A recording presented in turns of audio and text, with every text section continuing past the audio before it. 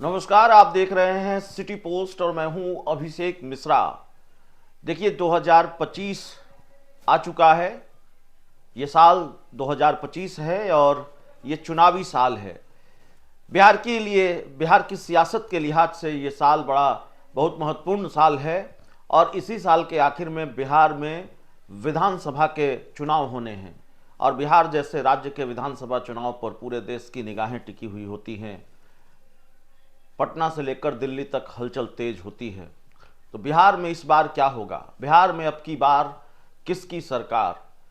यह सवाल बड़ा महत्वपूर्ण सवाल है कि बिहार में अब की बार किसकी सरकार बनने जा रही है। बिहार में अब की बार कौन सरकार बनाने जा रहा है। जाहिर तौर पर यह सवाल है।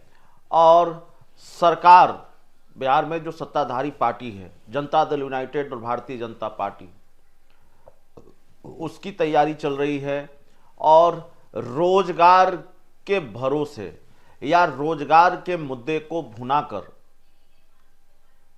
दोबारा सरकार में वापसी की तैयारी है। वैसे कई अलग अलग फैक्टर होते हैं, कई अलग अलग तरह की तैयारियां होती हैं, लेकिन रोजगार पर फोकस नीतीश सरकार का ये बताने की कोशिश वोटरों को, बिहार को, कि हमने रोजगार दिया है और आगे भी देंगे। बिहार की डबल इंजन सरकार रोजगार के क्षेत्र में बेहतर काम कर रही है।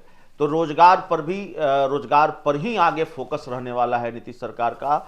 और जो बजट होगा बिहार का वो रोजगार पर आधारित होगा, रोजगार को केंद्रित होगा। इस तरह की जानकारी भी निकलकर सामने आ रही है।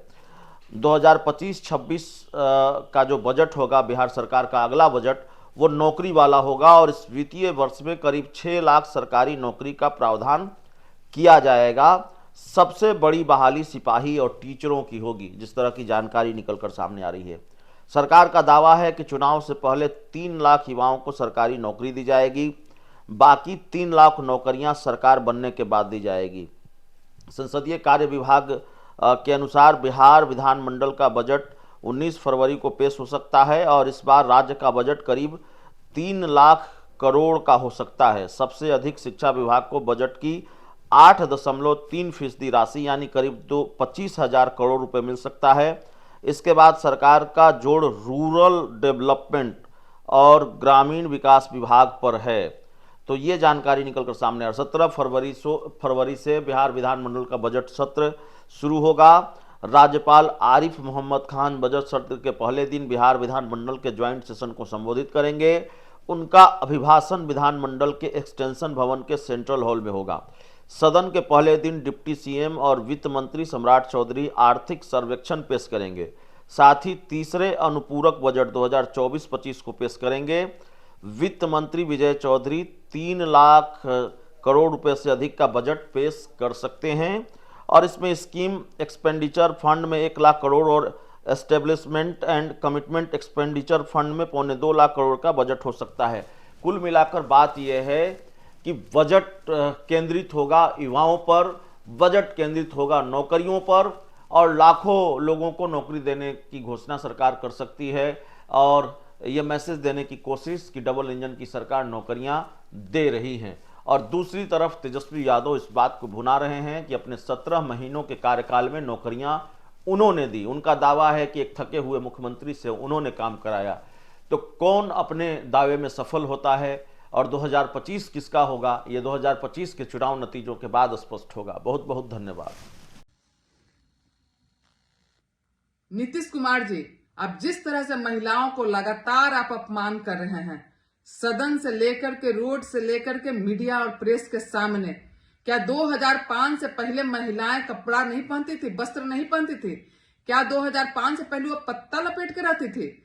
आप क्यों बार बार महिलाओं को अपमान करना चाहते हैं? ये आपकी मानसिक स्थिति दर्शाती है कि आप महिलाओं के बारे में क्या सोचते हैं।